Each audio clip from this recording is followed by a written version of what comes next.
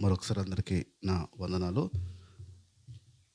దేవుని మాటను మనం ఒకసారి చూసుకుందాం. ఒకసారి పోయిన వారం ఏం మాట్లాడుకున్నామో మరొకసారి అన్నీ ఒకసారి వచ్చి మళ్ళీ విషయంలోకి వెళ్దాం. రోమీయులకు రాసిన పత్రికలోంచి 14వ అధ్యాయం 8వ మాట.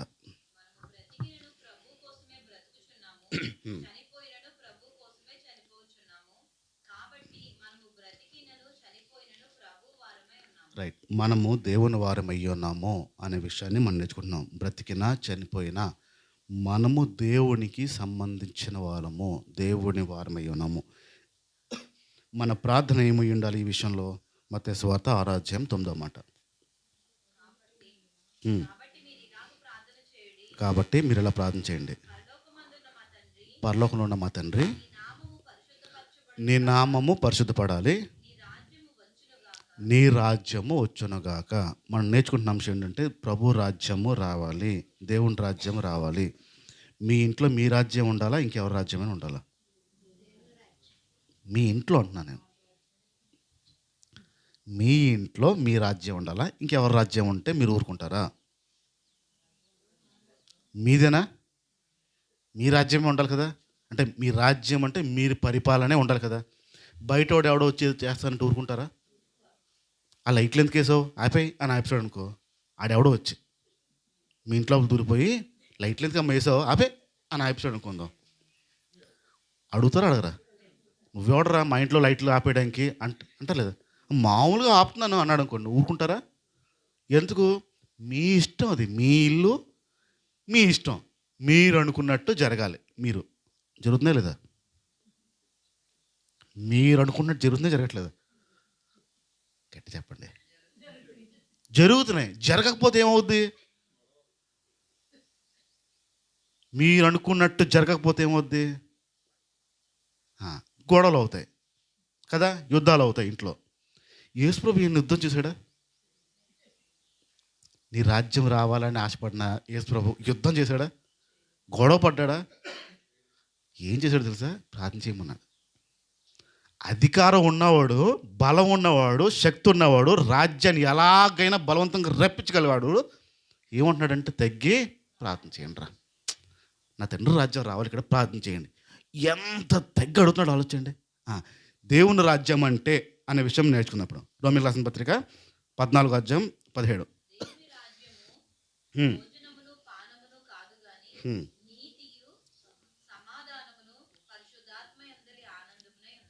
పరిశుద్ధాత్మలో ఆనందము, దేవుని ఆత్మలో ఆనందము. బయట లోకానికి సంబంధించిన ఆనందాలు కావు, శరీరానికి సంబంధించిన ఆనందాలు కాదు. పరిశుద్ధాత్మలో ఆనందము. దేవుని ఆత్మలో, మనలో దేవుని ఆత్మ పెట్టాడు ప్రభు. మన లోపల పెట్టింది దేవుని ఆత్మ. ఈ పరిశుద్ధాత్మలో ఆనందించడము అనే విషయాన్ని మనం నేర్చుకుంటున్నాం. ఎలాగ ఆనందించగలుగుతాం, ఏ విషయాల్లో ఆనందించడం. ఒకసారి డైరెక్ట్ ఇప్పుడు 1 కొరింథీ పత్రిక వద్దాం. 1 కొరింథీ పత్రిక 6వ అధ్యాయము. 1 కొరింథీ పత్రిక 6వ అధ్యాయము 19 నుంచి 20 వచనాల వరకు. ఈ బాడీ దేవుని వల్ల అనుగ్రహించబడి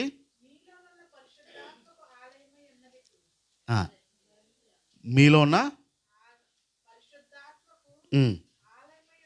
ఆలయము. తెలుగు భాషలో మంచి కొంచెం వాడుక భాషలో చెప్పండి. ఏంటిది? గుడి. దేవుని గుడి ఎక్కడుంది ఇప్పుడు? రాజుగారి ఇంటి మీద కాదు, ఎక్కడుంది? హృదయమా? మనలో దేవుని గుడి ఎక్కడుందంటే నా బాడీ లోపల ఉందని చెప్తున్నాడు. దేవుడిచ్చిన దేహము అని మాట్లాడుతూ ఈ దేహము దేనికి ఉందంటున్నాడు? దేవుని మందిరము, దేవుని ఆలయము, దేవుని గుడి, ఆత్మ ఉండే ప్లేస్. అంటే దేవుడు ఉండే ప్రాంతాన్ని గుడి అంటారు, దేవుడు ఉండే ప్రాంతాన్ని ఆలయము అంటారు. దేవ ఆలయము, దేవాలయము అంటారు. ఇప్పుడు ఆలయం ఎక్కడుంది? ఈ కట్టడాల్లో లేదు, సిమెంట్ కట్టడాల్లో లేదు. ఆలయం ఎక్కడుందంటే మనమే. దేవుడు ఎక్కడున్నాడంటే మన లోపల ఉన్నాడు, నివసించే ఆలయము. చదువు. అనుగ్రహించబడింది. మీలో ఉన్న పరిశుద్ధాత్మ ఆలయం తెలీదా అనే విషయం అంటున్నాడు. మన లోపల దేవుని ఆలయము ఉంది. ఉమ్. మీరు మీ సొత్తు కాదు, మీరు విలువ చేత కొడమంటారు. రైట్, అది లేండి. కిందకు వచ్చాను. ఇప్పుడు గళితీయులు రాసిన పత్రిక 5వ అధ్యాయం పోద్దాం.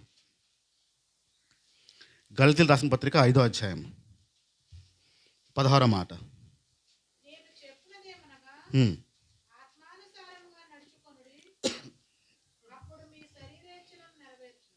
నేను చెప్పేది ఏంటంటే ఆత్మానుసారంగా నడుచుకోండి. ఏ ఆత్మ? మందా దేవుడిదా? ఇప్పుడు ఆలోచిద్దాం. చూడండి, శరీరం ఎవరిది? మనది. మన శరీరం. మన శరీరం ఎవరిచ్చారు? దేవుడు ఇచ్చాడు. మన శరీరం లోపల ఎవరున్నారు? దేవుని ఆత్మ ఉంది. ఇంకెవరి ఆత్మ ఉంది? అది మన ఆత్మ కూడా ఉంది, దేవుని ఆత్మ కూడా ఉంది. రెండు ఆత్మలు నివసిస్తున్నాయి మన శరీరం లోపల. ఈ శరీరం లోపల రెండు ఆత్మలు కలిసి ఉన్నాయి. ఇప్పుడు ఇక్కడ చెప్తున్న విషయం ఏంటంటే శరీరానుసారంగా నడుచుకోవద్దు. ఆత్మకి నివసించడానికి ఒక పార్ట్ కావాలి కాబట్టి శరీరం అంతే. ఆత్మకి నివసించడానికి, ఆత్మ ఉంది అని చెప్పడానికి ఒక పార్ట్ కావాలి కాబట్టి శరీరం మాత్రమే. ఇప్పుడు ఒక వ్యక్తి చనిపోయాడు అనుకుందాం, మరణించాడు. మనిషి అంటామా, బాడీ అంటామా? అప్పుడు వరకు మనిషి అంటాం, చచ్చిపోగానే ఏమంటాం? ఎందుకు తేడా వచ్చింది? ఆత్మ లేదని. ఆత్మ ఉంటేనే మనిషి అంటారు, ఆత్మ లేకపోతే శవం. ఇంకో భాష శవం, బాడీ. ఇప్పుడు చెప్పాలి, చనిపోయిన తర్వాత శవానికి, దేనికి? శవానికి అలంకరిస్తారా, అలంకరించరా? కొత్త కొత్తదే, కొత్త పంచి ఉంటుంది, కొత్తది చచ్చిన తర్వాత, బతుకుండదు కాదు. చచ్చిన తర్వాత ఆ కొత్త లుంగి, కొత్త పంచె, కొత్త చెట్టు, నీట్గా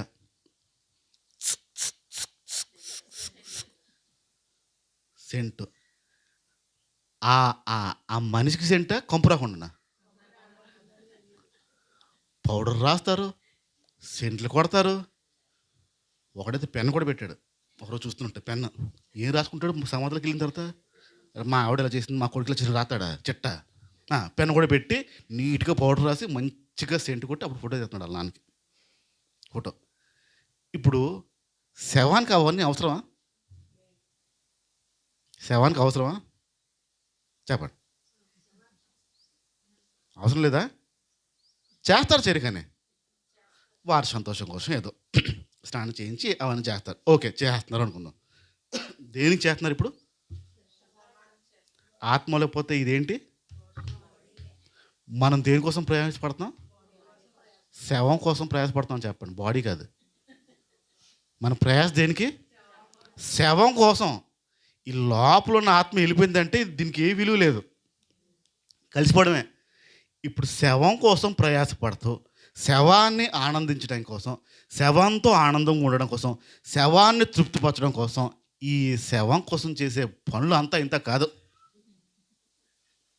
ఆత్మలో ఆనందించమంటున్నాడు. అందుకే అది ఎగిరిపోయిందా, దీనికి విలువ లేదు. డైరెక్ట్గా చచ్చిన వెంటనే బాడీ ఎక్కడ పెట్టండి అంటారు. ఇంట్లో బెడ్రూమ్లో మంచం పెడతారా? డైరెక్ట్ గుమ్మం బయటకు వచ్చేస్తారు. చూడండి, అప్పుడు వరకు ఉన్న విలువ ఆ ఆత్మ వెళ్ళిపోగానే ఏమవుతుంది విలువ? బయట పాత టేబుల్తే, పాత చాప ఏమనుందా, పాత దుప్పటితే మళ్ళీ పడియాలి కదా, అవన్నీ వాడడం లేదు కదా. పరుపు పాతత్తా, పిల్లో పాతత్తా, అన్నీ పాతవే. విలువ ఏమైంది ఇప్పుడు? ఆత్మ విలువ శరీరంకా? మన ప్రయాస ఇప్పుడు దేనికోసం ఉంది? ఇప్పుడు శరీరం అనొద్దమ్మా, శవం కోసం అనండి. శవం కోసం విలువ. మన ప్రయాస, ఆనందం వెతుక్కోవడం అన్నీ శవం కోసమే. ఇప్పుడు దేవుని ఆత్మ లోపల ఉంది, దాన్ని పట్టుకోవాలి. చలేస్తుందమ్మా, అదేసండి. కృపం గారు ఉనికిపోతున్నారు, తలిపేసండి. శవం కోసం ప్రయాసపడద్దు అనండి. శవాన్ని ఆనందింపు చేయాలని ప్రయాసపడద్దు అనండి. లోపల ఉన్న దేవుని ఆత్మని ఆనందం చేయండి. అది నిత్యము. అది పోదు అది. ఇది పోదు కానీ అది పోదు. అది ఉంటుంది. ఇప్పుడు ఆనందంగా ఉండాలంటే శవాన్ని మీరు తృప్తిపరచలేరు. శవాన్ని తృప్తిపరచలేరు. ఇప్పుడు ఆ శవాన్ని దగ్గరికి వెళ్ళి ఇష్టమైనవి వండుతారా ఉండరా? శవానికి ఇష్టమైన వండుతారా ఉండరా? తింటాడా? తిండు కానీ వండుతారా ఉండరా? లెగిసి వచ్చేస్తే తింటాను నేను. ఉంటాడు ఎవడన్నా? ఎవడో ఉంటాడు. కానీ ఆ టైంలో ఏంటి, శవానికి ఏం చేయడానికి ఇష్టపడతారు? నచ్చిందన్నీ ఉండడానికి ఇష్టపడతారు. శవాన్ని మీరు తృప్తిపరచలేరు అనండి. ఎవరి శవాన్ని?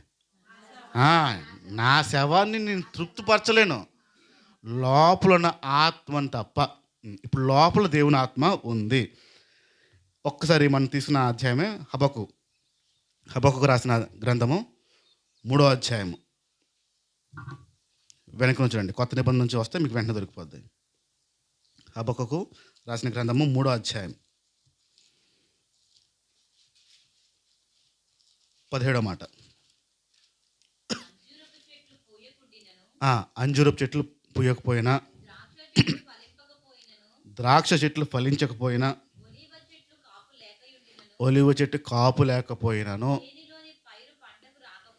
చేనులోని పైరు పంటకి రాకపోయినాను, గొర్రెలు దొడ్లు లేకపోయినాను, శాలలో పశువులు లేకపోయినాను, నేను యెహోవా యందు బాధపడుతూ ఉంటాను. బాధ కదా? అవన్నీ ఉంటే ఆనందం కదా. ఈయనకేంటి ఆనందం అంటున్నాడు? అవి ఉన్నా లేకపోయినా నేను ఆనందిస్తాను అంటున్నాడు. ఎప్పుడన్నాడు తెలుసా? 2 ప్రార్థనలు చేశాడు. 2 ప్రార్థనలకి ఆ ముందు అధ్యాయంలో మీరు చదివితే 2 విషయాలు దేవుడిని అడుగుతాడు. ఆ 2 విషయాలకి దేవుడు సమాధానం చెప్తాడు. సమాధానం చెప్పిన తర్వాత 3వది ఏం చెప్తాడంటే ఇది ప్రార్థన. ఆ రెండింటికి సమాధానం వచ్చిన తర్వాత ఈ ప్రవక్త 3వది ఏముంటాడంటే ఏమున్నా లేకపోయినా నేను ఆనందిస్తాను. ఈ పదం అంటాడు. 2 ప్రార్థనలకి, కేవలం 2 ప్రార్థనలకు సమాధానం వచ్చాయి. ఎన్ని ప్రార్థనలు? 2 ప్రార్థనలకు సమాధానం వచ్చిన తర్వాత ఎన్ని ప్రార్థనలు? గట్టి చెప్పండి, ఎన్ని? 2 ప్రార్థనలకి సమాధానం జవాబు ఇచ్చిన తర్వాత 3వది ఏమంటున్నాడంటే స్తుతిస్తూ అంటున్నాడు, ఏ ఉన్నా లేకపోయినా నేను సంతోషంగా ఉంటాను. మనకి 20,000 ప్రార్థనకు సమాధానాలు వచ్చినా ఇంక లేదా? ఇవ్వట్లేదేంటి దేవుడు? ఎప్పుడు కేవలం 2 ప్రార్థనలకి సమాధానం వచ్చిన తర్వాత ఏ ఉన్నా లేకపోయినా నేను సంతోషంగా ఉంటాననే మాట అంటున్నాడు. ఒకసారి చెప్పండి, ఏ ఉన్నా లేకపోయినా నేను.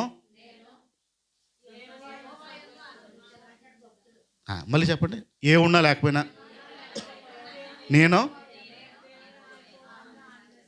నేను అనిచ్చలేదు, మీరు అన్నారు. ఉండాల్సిన బాధ్యత మీదే.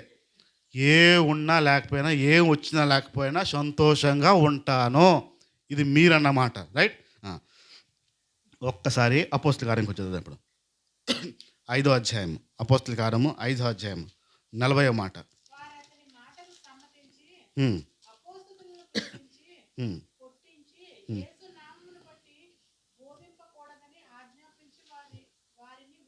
వారిని విడుదల చేస్తారు. ఇక్కడ అపోస్తలుని, శిష్యుల్ని పట్టుకున్నారు.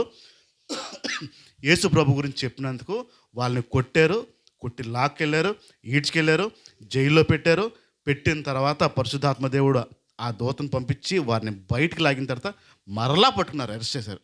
అరెస్ట్ చేసిన తర్వాత వారికి వార్నింగ్ ఇచ్చి పంపిస్తారు. ఇప్పుడు చూడండి, ఒకవేళ ఒక శిక్ష పడాలి. మీరే కనుక బండి మీద వెళ్తున్నారు అనుకుందాం. బండి మీద వెళ్తున్నారు, హెల్మెట్ లేదు. ఆర్టీఏ వాడు ముందు ఆపాడు. హెల్మెట్ ఏది అన్నాడు. యథావిధిగా ఇంట్లో మర్చిపోయానని చెప్పారు. మీరు ఫ్యామిలీతో వెళ్తున్నప్పుడు ఇంట్లో మర్చిపోయానని చెప్పారు. లైసెన్స్ ఏది? ఇంట్లో మర్చిపోయాను. ఇన్సూరెన్స్ ఉందా? పొల్యూషన్ ఉందా? అన్నీ అడిగాడు. ఏవీ లేవు. 10,000 పడుతుంది ఫైన్ అని చెప్పి రాయిపోతున్నాడు. కష్టమా నష్టం? అప్పుడు కష్టమేనా? ఇష్టం ఉండదా? 10,000 పడుతుంది, ఏమీ లేవు కాబట్టి 10,000 పడిపోద్ది ఫైన్ అని చెప్పాడు. గుండెలో భారం పడుద్దు లేదా? ఎవరు గుర్తుకొస్తారు అప్పుడు? అదే ఆపద కాలంలో ఇందాక అన్నాడు కదా, మొక్కుబడి ప్రభా ప్రభా ప్రభా ప్రభా అని లోపల ప్రార్థన మొదలైపోయింది. ఎందుకు ఆడ మనసు కరిగి ఎందుకు వాడు మనసు కరిగి సర్లేండి వెళ్ళిపోండి ఇంకోసారి అలా చేయొద్దు అని పంపిస్తాడు. దేని బట్టి ఆనందం? వదిలినంతగా 10,000 మిగిలినంతగా? 10,000 మన ఆనందం దేనికి? ఇప్పుడు మళ్ళీ చెప్తున్నాను, నువ్వు ప్రార్థన చేసావే అది అది గుర్తొచ్చా? నీ 10,000 మిగిలేనా? ఆపత్కాలంలో ప్రార్థన చేసావు, విడుదల వచ్చింది. ప్రభువా నన్ను విడిపించావా, అమ్మయ్య 10,000 మిగిలాయా? ఇది ఇప్పుడు వీళ్ళు పట్టేస్తున్నారు. విడుదల చేస్తున్నప్పుడు అన్నారు, ఇంకొకసారి కానీ యేసు ప్రభు గురించి ఎక్కడైనా మాట్లాడావా పద్ధతి ఉంటే మళ్ళీ వేసేస్తాము అన్నారు. విడుదల చేస్తున్నందుకు వీరికి ఆనందం కాదు. కింద వచనంలో రాయబడింది ఏంటి చూడు. ఆ నామము కొరకు అవమానం పొందడానికి మమ్మల్ని ఎంచుకున్నందుకు మాకు సంతోషించుతూ వారి సంతోషం కారణం ఏంటి? ఇప్పుడు వదిలినంతగా, ఎంచుకున్నంతగా, అవమానానికి పాత్రగా ఎంచుకున్నందుకు వారికి ఆనందం. వదిలినంత కాదు, వారు విడుదల చేశారు కానీ వదిలినందుకు ఆనందం కాదు, అవమానానికి పాత్రగా ఎంచుకున్నందుకు. ఎందుకు కలుగుంటుంది వాళ్ళకి ఆనందం? ఎందుకు కలుగుంటుంది ఆనందం వాళ్ళకి? నన్ను అరెస్ట్ చేశారే, మళ్ళీ కొడతానంటున్నారే, మళ్ళీ అరెస్ట్ చేస్తానంటున్నారే, మళ్ళీ భయపడుతున్నారే, ఆ భయం ఎందుకు రాలేదు? ఆ నొప్పి ఎందుకు రాలేదు? వారికి ఏం తెలుసా? ఈ శవాన్ని సంతోషపడడం తెలియదు వాళ్ళకి. వారికి ఉన్నది లోపల ఆత్మ, దాన్ని పట్టుకున్నారు తప్ప ఇంకోటి లేదు వాళ్ళకి. ఇక్కడ వీరు ఆనందించడానికి కారణము దేవుని ఆత్మలో. ఇప్పుడు నిజంగా సంతోషంగా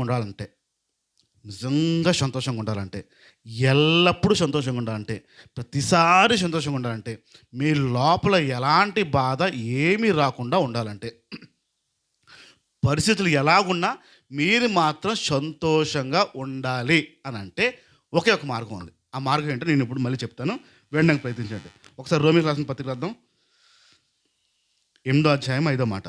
రోమీయులకు రాసిన పత్రిక 8వ అధ్యాయము 5వ మాట.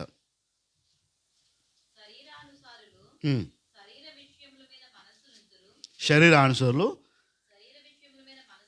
శరీరానికి సంబంధించిన విషయం మీదే మనసుని ఉంచుతారు. ఆత్మానుసారులు ఆత్మ విషయం మీద మనసు ఉంచుతారు. ఏంటది? శరీరానుసరమైన మనసు ఉంటే మాత్రం అది ఖచ్చితంగా మరణాన్ని తీసుకెళ్తుంది. ఆత్మానుసారమైన మనసు ఉంటే జీవం తీసుకెళ్తుంది, సమాధానమై ఉంది అంటే సంతోషంగా ఉంటుంది. ఇక్కడ రెండింటిని మీరు మీరు పోల్చుని చూసుకోండి. శరీరంతో జీవిస్తున్నానా, ఆత్మతో జీవిస్తున్నానా? శరీరాన్ని తృప్తిపరిచే జీవితాన్ని జీవిస్తున్నానా, ఆత్మని సంతోషపెట్టే జీవితాన్ని జీవిస్తున్నానా? శరీరానికి ఏం కావాలో అది చూస్తున్నానా, ఆత్మకి ఏం కావాలో చూస్తున్నానా? ఈ శరీరానికి ఆత్మకి మధ్యన ఆ పోరాటం దగ్గర దేన్ని నేను సంతోషపెడుతున్నాను అనే విషయాన్ని గమనించుకునే ప్రయత్నించేది. ఇక్కడ దేవుని ఆత్మ మన లోపల, నేను మళ్ళీ చెప్తున్నాను, నిజమైన సంతోషము, ఎల్లప్పుడూ సంతోషము, ప్రతిసారి సంతోషము, ఎప్పుడు చూసినా ఎలాంటి పరిస్థితుల్లో చూసినా సంతోషము కావాలంటే పద్ధతులు చెప్తున్నాను ఏంటో చూడండి. ఇక్కడ ఒక్కసారి బైబిల్లోంచి సామెతల గ్రంథము 3వ అధ్యాయం 6వ మాట.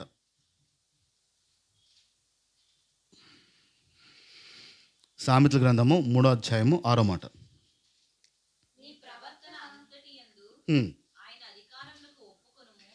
నీ ప్రవర్తన అంతటి అందు ఆయన అధికారానికి ఒప్పుకోండి. రైట్. ఇక్కడ ఎవరు అధికారానికి ఒప్పుకోమంటున్నాడు? అంతా కొంత అంటే మీరు ఏం చేస్తారో, ఎక్కడికి వెళ్తారో, ఎవరితో మాట్లాడతారో, ఏం చూస్తారో, ఏం చేస్తారో ప్రతి దానికి ఆయన అధికారానికి ఒప్పుకోండి అంటున్నాడు. అంటే ఆయన అనుమతిస్తే తప్ప, ఆయన చెప్తే తప్ప, ఆయన ఒప్పుకుంటే తప్ప, ఆయన మాట్లాడితే తప్ప మీకుగా ఏది చేయడానికి వీల్లేదు అంటున్నాడు. దానికి ఒప్పుకుంటే మీ మార్గాలన్నీ సరళపడతాయి. అది ఒప్పుకోవాలంటే ఎప్పుడు ఒప్పుకుంటారు?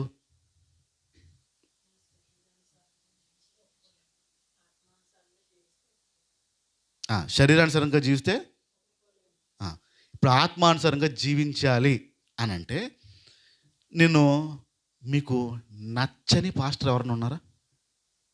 నచ్చని పాస్టర్ పేరు చెప్పద్దు, మనసులో తలుచుకోండి. ఈ పాస్టర్ అంటే నాకు అని. నచ్చిన పాస్టర్ని ఒకటి తలుచుకోండి. మీకు నచ్చని పాస్టర్ చెప్పింది చేస్తారా? నచ్చిన పాస్టర్ చెప్పింది చేస్తారా? నచ్చని పాస్టర్ చెప్పింది ఎందుకు చేయరు? ఎందుకు నచ్చలేదు? ఏదో కారణం ఉంటుంది.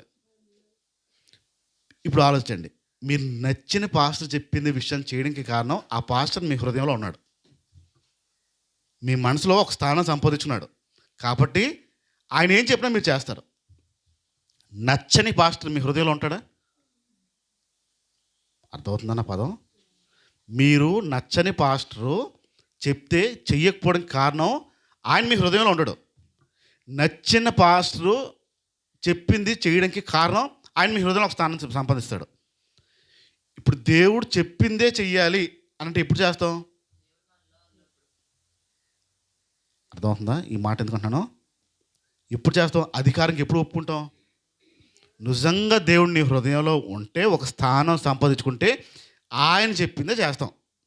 ఆయన ఎలా చెప్తాడో అలా చేస్తాం. హృదయంలో స్థానం లేకుండా చేయం. అలా చెయ్యాలి అంటే దేవుడి స్థానం హృదయం లోపల ఒక స్థానం రావాలి. ఒకసారి బైబిల్లోంచి కొంచెం చూద్దాం కొన్ని విషయాలు. సామెతల గ్రంథము 2వ అధ్యాయం 1వ మాట. నా కుమారుడా, నీవు నా మాటని అంగీకరించి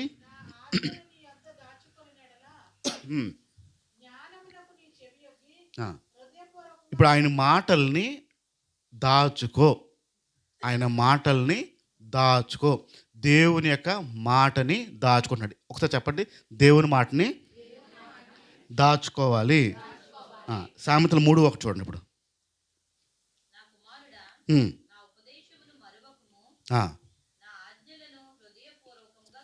నా ఆజ్ఞల్ని హృదయపూర్వకంగా. ఇప్పుడు ఎక్కడ దాయమంటున్నాడు?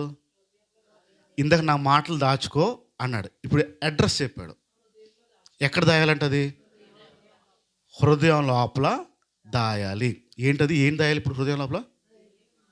దేవుని మాట హృదయం లోపల దాయాలి. యోహాను సువార్త 1వ అధ్యాయం కొనండి. ఇప్పుడు యోహాను సువార్త 1వ అధ్యాయం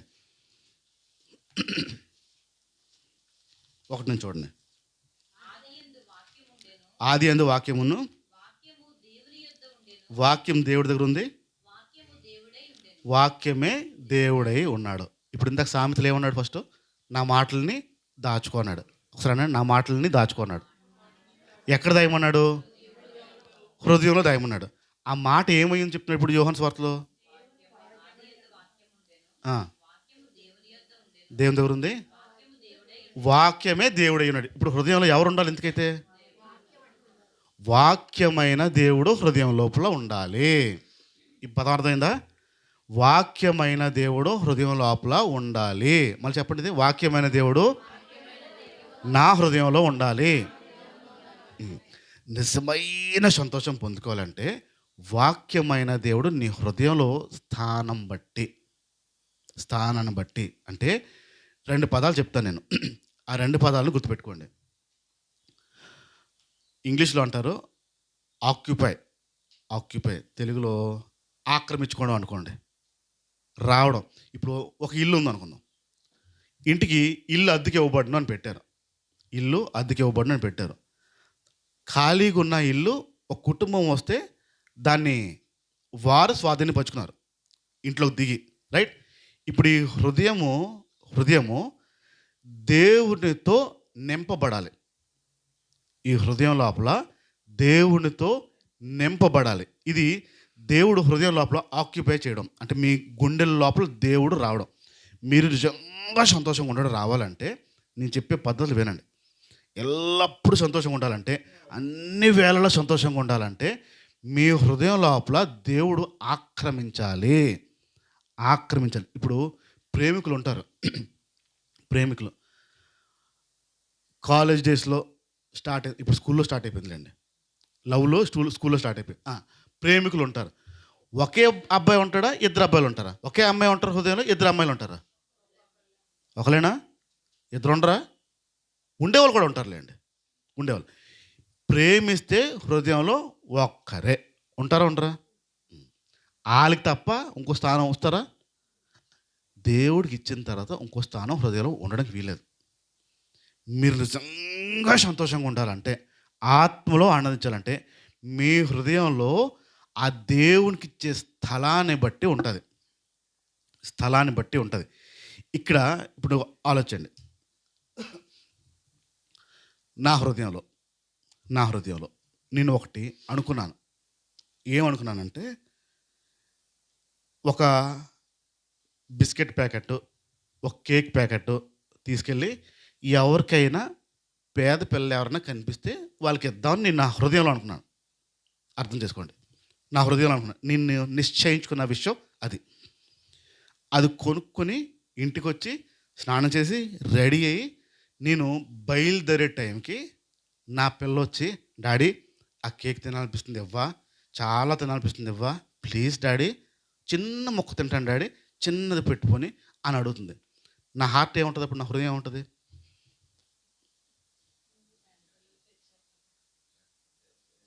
నా హృదయం ఏముంటుంది? పెట్టమనా పెట్టద్దనా? ఏం చేస్తుంది నా హృదయం అప్పుడు? కట్ చేసి కొంచెం తీసుకో అని ఇచ్చి నేను ముందుకెళ్తాను. ముందు నిర్ణయం ఏంటి నాది? నా నిర్ణయం ఎందుకు మారింది? ముందు నిర్ణయం పేద పిల్లలు అనేది ఒక గుండెల్లో ఉంది. కాకపోతే ముందుగా స్థానం సంపాదించిన నా పిల్ల ఉంది లోపల.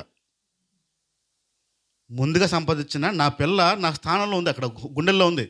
ఏమైంది ఇప్పుడు? పిల్లకి వెళ్ళింది.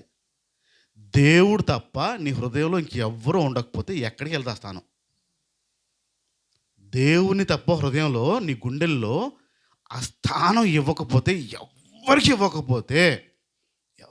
ఇవ్వకపోతే దేవుడే, ఆది యందు దేవుడే, ముందు ఆయన మనల్ని ప్రేమించాడు గనక మనం ఆయన ఇప్పుడు మన గుండెల్లో దేవుని తప్ప ఇంకో స్థానం ఎవ్వరికి ఇవ్వకుండా ఉంటే మీరు ఆత్మలో ఆనందించగలుగుతారు, సంతోషించగలుగుతారు. ఇప్పుడు మీ లోపల ఉన్నది దేవుడు. ఇప్పుడు నా కూతురు లేదనుకుందాం, నా కూతురు నా గుండెల్లో లేదనుకుందాం. నేను ఏదైతే పని అనుకున్నానో ఆ పని చేసి వస్తాను, అప్పుడు నేను ఆనందంగా ఉంటాను. ఇప్పుడు నేను అది కట్ చేసి ఇచ్చి పిల్లకి వెళ్ళాననుకో, తృప్తిగా ఉండగలుగుతానా? ఎందుకు ఉండలేను? నేను ఆ పని సంపూర్ణంగా చేయలేదు నా పని. ఒకవేళ నా గుండెల్లో దేవుని చెప్పిన మాటే నేను చెయ్యాలనే తపన కలిగి ఉంటే నా పిల్లలు కూడా నేను చూడను. మీ గుండెల్లో దేవునికి ఇచ్చే స్థానాన్ని బట్టి మీరు ఆనందాన్ని వ్యక్తపరచుకోగలుగుతారు. ఇప్పుడు మీ హృదయంలో దేవుడు తప్ప నా హృదయంలో ఇంకెవ్వరు లేరండి చెప్పగలుగుతారా? మీరు ఎన్నటికీ ఆనందించలేరు.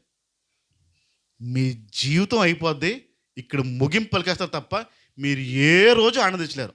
ఎందుకంటే మీ హృదయంలో దేవుడు ఇంక అనేక కూడా హృదయంలో స్థానం సంపాదిస్తాయి కాబట్టి, మీరు తృప్తిపరచాల్సినవి అనేక విషయాలు ఉన్నాయి కాబట్టి మీరు తృప్తిపరచలేరు.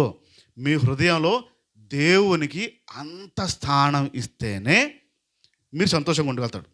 రెండో మాట చెప్తున్నాను, ప్రాముఖ్యత అనండి. ప్రాధాన్యత, ప్రాముఖ్యత. ఇక్కడ దేవునికి హృదయంలో మొదటి స్థానము, రెండోది ప్రాముఖ్యత. దేవునికి ఫస్ట్ది ఏంటి? ఫస్ట్ గుండెల్లో దేవుడు తప్ప నాకు ఇంకెవ్వరూ లేరండి, ఈ స్థాయికి రావాలి. ఇప్పుడు ఎవరిని ప్రేమించొద్దనా? గుండెల్లో ఎవరిని పెట్టుకోదన్నా? ఏదైనా దేవుని తర్వాత అని అర్థం. ఇప్పుడు ప్రాధాన్యత. దేవుడికి ఇచ్చే ప్రాధాన్యతే ప్రాముఖ్యము. దేవుడికి ఇచ్చే ప్రాధాన్యత కాకుండా ఏదైతే మీరు సంతోషపెట్టాలని చూసినా అవ్వదు, అది కుదరదు. ఇప్పుడు శరీరం ఒక చెప్పుద్ది, ఆత్మ ఒక చెప్పుద్ది. మీ లోపల ఉన్న దేవుడు ప్రాముఖ్యమా, మీకు బయట ఉన్నవి ప్రాముఖ్యమా? ఏది ప్రాముఖ్యము?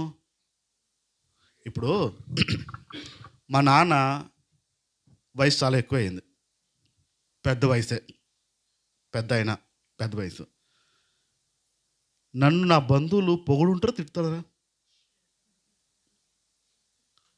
నా బంధువులందరూ తిట్లే. ఆడేం మనిషి, ఆడేం కొడుకు నేనేమన్నావి డైరెక్ట్గా అన్నావి. ఆడేం మనిషి, ఆడేం కొడుకు, వాళ్ళ నాన్న చదివించి ఇంత పెద్ద చేసి ప్రయోజకుడు చేస్తే ఆఖరి వయసులో కన్నతండ్రిని వదిలేళ్ళిపోయాడు. ఇదేనా భక్తి, ఇదేనా దేవుడు, వీడి భక్తి ఇదే నేర్పిస్తుందా అన్నారు. బోల్డ్ మాటలు. ఫోన్ల మీద ఫోన్లు చేసేవారు నాకు. నువ్వు అసలు మనిషివేనా అన్నారు, కొడుకువేనా అన్నారు, కన్నతండ్రి రుణం తెచ్చుకోవా అన్నారు. ఎన్ని పదాలు అన్నారంటే అన్ని పదాలు అన్నారు. రేపు పొద్దున ఆయన ఏమైపోతే కారణం నువ్వే అనుకోడండి సార్ ముందుగానే. బోల్డ్ అన్నారు, బోల్డ్ అన్నారు. సరే అండి, సరే అమ్మా, సరే అత్త, సరే వదిన, సరే పిన్ని, బాబాయ్, సరే సరే సరే సరే సరే సరే. ఇప్పుడు నా గుండెల్లో మా నాన్న స్థానం ఉండదా, ఉండదా, ఉంటుంది. ఇప్పుడు నాకు ప్రాముఖ్యత ఏంటి, ప్రాధాన్యత ఏంటి, దేవుని పని నాకు ప్రాధాన్యత. ఎందుకు దేవుని పని ప్రాధాన్యత అంటే నా గుండెల్లో దేవుని తర్వాత ఇంకెవరైనా, నా హృదయంలో దేవుడు తర్వాతే మా అమ్మ అయినా మా నాన్న అయినా నా కూతురు అయినా, దేవుడికి ముందు కాదు. నా గుండెలో నేను స్థానం అలాగ ఇచ్చుకున్నాను దేవుడికి. ఇప్పుడు నేను సంతోషంగా ఉండగలుగుతాను వాళ్ళు ఏమన్నా, నాకు ఏ బాధ ఉండదు. ముసుముసులు నవ్వుకుంటాను, నేను సంతోషంగా ఉంటాను. ఆ పదాలకి ఆ మాటలకి అన్నిటికీ నేను నవ్వుకుంటాను. కారణం ఏంటంటే నా లోపల ఉన్న పరిశుద్ధాత్మ దేవుడిని సంతోషపెట్టుకుంటున్నాను. నా శరీరం ఏంటంటే మా నాన్న, నా శరీరం ఏంటంటే మా నాన్న ఆరోగ్యము, మా నాన్న వయసు, మా నాన్న చూసుకోవాలి కదా, ఆఖరి వయసులో చూసుకోవాలి కదా, ఇది నా శరీరం. దీన్ని నేను సంతోషపెట్టలేను, పెట్టను. లోపలున్న పరిశుద్ధాత్మ దేవుడు ఏం చెప్తే చేస్తాను అంతే. ఆయన కోసం ఏదైనా చేస్తాను.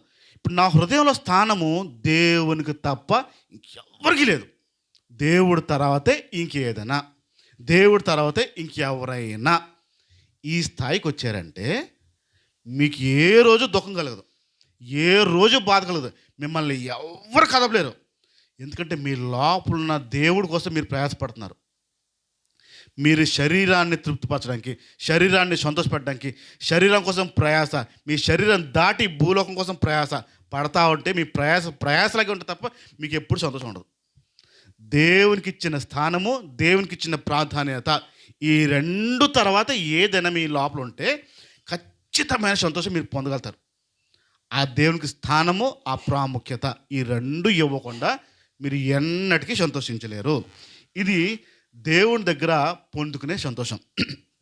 ఇప్పుడు దేవుని ఆనందము, దేవుని ఆత్మలో ఆనందం పొందుకోవాలంటే ఫస్ట్ ఏంటి, దేవునికి మాత్రమే హృదయంలో స్థానం ఇవ్వాలి. దేవుని తర్వాత ఇంకేదైనా ప్రాధాన్యత దేనికి ఇవ్వాలి, దేవునికే ప్రాధాన్యత. 10 మంది 10 రకాలుగా అనుకున్నా మీ ప్రాధాన్యత మారకూడదు, దేవుడు తప్ప. ఈ రెండు కనుక వెంబడించారంటే, ఈ రెండు కనుక మీరు ఫాలో అవ్వడం ప్రార్థించారంటే మీ లోపల ఎన్ని ఉన్నా మీరు సంతోషంగానే ఉంటారు. దుఃఖం కలగదు, బాధ కలగదు, ఏడుపు రాదు, ఏమీ ఉండదు. అంత ఆనందంగా ఉండగలుగుతారు ఆత్మలో. రైట్. దేవుని ఆత్మలో ఆనందించాలంటే మొట్టమొదటి మీ గుండె నిండా దేవుడు తప్ప. మనం పాట పాడతాం, గుండె నిండా, పాటే పాటే, నిండా నిండా నిండా అంటే గ్యాప్ లేదని అర్థం, ఇంకోటి దూరడానికి లేదని అర్థం, ఇంకో వ్యక్తి రావడానికి లేదని అర్థం, ఇంకో పరిస్థితి రావడానికి లేదన్న. గుండె నిండా యేసు ఉంటే అప్పుడు మీకు ఆనందం. ప్రాధాన్యత యేసు అయితే అప్పుడు మీకు సంతోషం. ఎల్లప్పుడూ మీరు ఆనందించగలుగుతారు. ఈ శిష్యులకు వచ్చింది నొప్పి, శరీరానికి వచ్చింది నొప్పి, మెదడుకు వచ్చింది నొప్పి. కానీ వాళ్ళు అంటున్న మాట ఏంటంటే, నన్ను ఎంచుకున్నందుకు మాకు ఆనందంగా ఉందరా. ఎందుకన్నారంటే వాళ్ళ గుండె నిండా వేసే, వాళ్ళకి ప్రాముఖ్యత వేసే గనుక ఆ ఆనందాన్ని వ్యక్తపరచగలుగుతున్నారు. రైట్. ఇప్పుడు దేవుని ఆత్మలో ఆనందంగా ఉండాలి అంటే ఏం చేస్తావు అవుతుందో ఇప్పుడు విషయాలు చెప్పాను. ఒకటి, గుండె నిండా ఉండాలి, ప్రాముఖ్యత ప్రాధాన్యత దేవునికే ఇవ్వాలి. ఇలాగుంటే ఏమవుతుందంటే ఇప్పుడు నేను విషయాలు చెప్తాను. దేవుని ఆత్మని ఆనందించేవాడు, ఆత్మలో ఆనందించేవాడు ఎలాగుంటాడు అనే విషయం మీకు ఇంతకు ముందు ఒక మాట చెప్పాను. మా ఇంటి దగ్గర, నేను మళ్ళీ చెప్తున్నాను ఆ విషయాన్ని గుర్తు చేస్తున్నాను. మా ఇంటి దగ్గర మేము రైల్వే క్వార్టర్స్లో ఉన్నప్పుడు ఒక పోలీస్ ఆయన వచ్చేవాడు. గవర్నమెంట్ రైల్వే ఆర్పిఎఫ్ గారు వచ్చేవారు. ఆయనకి పెళ్ళి అయిన తర్వాత భార్య కొన్నాళ్ళకే చనిపోయింది. చనిపోయింది, అనారోగ్య కారణం మీద చనిపోయింది. ఆయన ఆ పోలీసు అకాడమీలో ఉంటున్న ఆ వ్యక్తి అక్కడ ఒక కుక్క, జర్మన్ షెపర్డ్ అంటారు, మన భాషలో ఆల్సేషన్ డాగ్ అంటారు, మీరు విన్నే ఉంటారు. చూడడానికి నక్కలా ఉంటుంది, బ్రౌన్గా నక్కలా ఉంటుంది, కొంచెం పొడవు ఉంటుంది, పోలీసుల కుక్క అది. ఆ కుక్కని ఆయన ట్రైన్ చేస్తూ ఉండేవాడు ఆయన పోలీస్ అకాడమీలో. ఆ కుక్కని పర్మిషన్ తీసుకుని, సార్ మా ఇంట్లో నాకు భార్య లేదు, నాకు కొంచెం మనసుకి తోడుగా ఉండాలంటే పట్టుకెళ్తానంటే, సరే పట్టుకెళ్ళి జాగ్రత్త చూసుకొని చెప్పి ఇంటికి అలవాటు చేశారు. ఆయనతో పాటే ఉండేది. ఆ కుక్క పేరు యాన్షీ. ఏంటది? ఆ కుక్క పేరు యాన్షీ. ఈయన ఏం చెప్తే అది చేసేది. మంచి గట్టిగా బలంగా ఉండేది. మా ఇంటికి అప్పుడప్పుడు మా డాడీతో మాట్లాడడానికి వచ్చేవాడు, వెళ్తూ ఉన్నాడు. ఆ కుక్కను చూసేవాడు, నేను పలకరిస్తూ ఉన్నాడు, చెయ్యేసేవాడిని, అన్నీ చేస్తూ ఉన్నాడు. నాకు కొంచెం మంచి స్నేహం అయిపోయింది దాంతో. ఒకరోజు వచ్చి మా ఇంటి నుంచి ఆయన వెళ్తున్నప్పుడు ఆయన నడుస్తుండగా పక్కనే నడుస్తుంది కుక్క. మెడలో తాడు ఏ రోజు లేదు దానికి. కుక్క మెడలో తాడు ఏ రోజు వేయలేదు. ఆయన నడుచుకుంటూ వెళ్తుంటే పక్క నుంచి వెళ్తుంది ఆ కుక్క. నేను ఆయనతో పాటు కొంత దూరం నడుస్తాను. మా ఇల్లు అలా దాటి వెళ్తుండగా ఆ వీధిలో, మేముండే వీధిలో 5 కుక్కలు ఆ కుక్కను చూసింది. 5 కుక్కలు చూసి అరుస్తాయా, కాముంటాయా?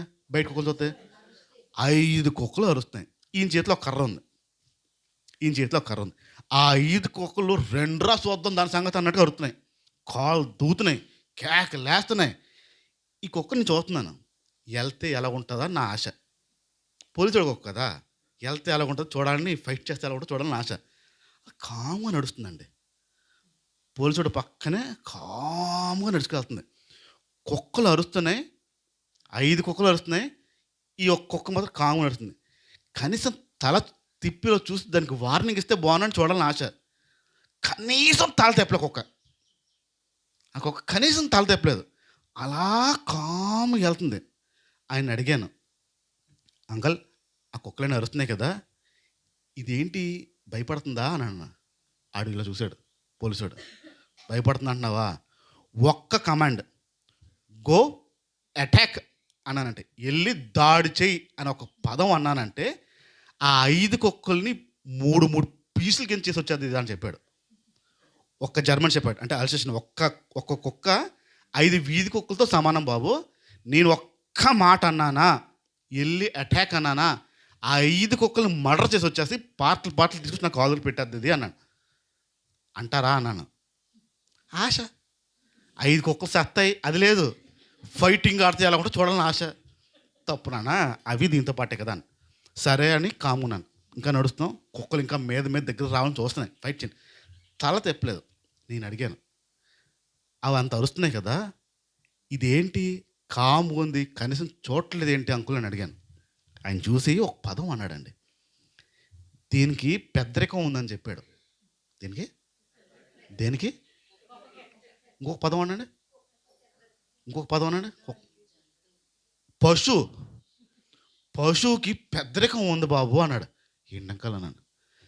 ఈ కుక్కకి పెద్దరికం ఉంది, అదేంటంటే దీనికి తెలుసు అది వెళ్ళిందంటే ఆ 5 కుక్కలను చంపేస్తుందని దీనికి తెలుసు. వాటి పరిస్థితి ఏమవుతుందో దీనికి తెలుసు, వెళ్తే ఏమవుతుందో దీనికి తెలుసు. వాటిని చూసి పిల్లలే వదిలే, నేను వెళ్తే ఏమవుతుందో అట్ల పరిస్థితి నాకు తెలుసు కాబట్టి అనే పెద్దరికంతో చోట్ల అంటది. ఆ బచ్చా కుక్కలు దీని దగ్గర ఏమవుతాయో తెలిసి పెద్దరికంతో కనీసం తల తెప్పట్లే అంట. అంత పెద్దరికం ఒక పశువులో ఉందంటే సిగ్గు అనిపించింది. తర్వాత నాకు సిగ్గు అనిపించింది. ఒక పశువుకి పెద్దరికమా? చర్చికి వెళ్ళిందా రదక? చర్చికి వెళ్ళిందా? వాక్యం అర్థం అవుద్దా? వచనాలు తెలుసా? ఏం తెలీదు. కానీ దానిలో ఆ పశువు లోపల ఒక పెద్దరికం ఉంది, అంతకు వెళ్ళట్లేదు. అంత కాముగా ఉండడానికి కారణం అదేంటో దానికి తెలుసు. అంత మౌనంగా ఉండడానికి అదేంటో దానికి తెలుసు. వెళ్తే దాని పరిస్థితి ఏమవుతుందో తెలుసు, అందుకు అంత కాము ఉంది. నీ లోపల ఎవడున్నాడు తెలుసా?